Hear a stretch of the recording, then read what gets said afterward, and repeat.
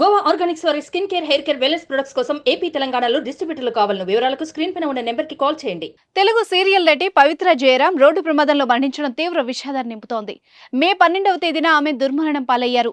Serial shooting కోసం బెంగళూరు వెళ్లిన ఆమె శనివారం రాత్రి హైదరాబాద్ తిరుగు ప్రయాణం అయ్యారు. ఈ క్రమంలో పవిత్ర ప్రయాణిస్తున్న కారు డివైడర్ కు తాకి ఆర్టీసీ బస్సు ఢీకొట్టింది. ఈ ఘటనలో కారులో ప్రయాణిస్తున్న పవిత్ర ప్రాణాలు వదిలారు. ఆమె భర్త చంద్రకాంత్ కు తీవ్ర గాయాలయ్యాయి. అయితే పవిత్ర మరణంపై చంద్రకాంత్ షాకింగ్ కామెంట్స్ చేశారు. పవిత్ర రోడ్డు ప్రమాదంలో జరిగిన గాయాల కారణంగా చనిపోలేదని చెప్పారు.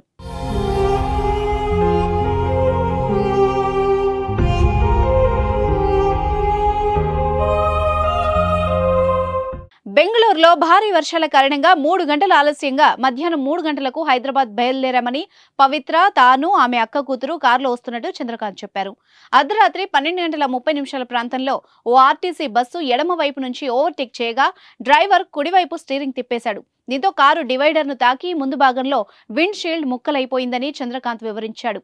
ఈ ప్రమాదంతో ఆందోళనకు గురైన పవిత్ర స్ట్రోక్ వల్లే చనిపోయిందని, గాయాల వల్ల కాదని చెప్పాడు.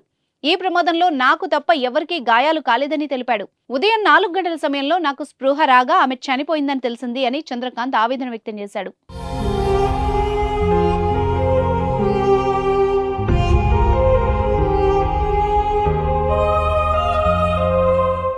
కర్ణాటకలో మండ్య ప్రాంతానికి చెందిన పవిత్ర జయరాం కన్నడ టీవీ ఇండస్ట్రీ ద్వారానే తెరంగేట్రం చేశారు.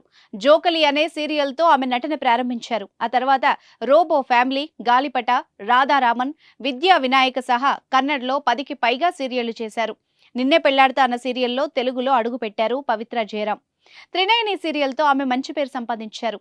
ఆమె పోషిస్తున్న తిలోత్తమ పాత్ర అందరినీ ఆకట్టుకుంటోంది. సడన్ గా ఆమె చనిపోవడాన్ని అభిమానులు జీర్ణించుకోలేకపోతున్నారు.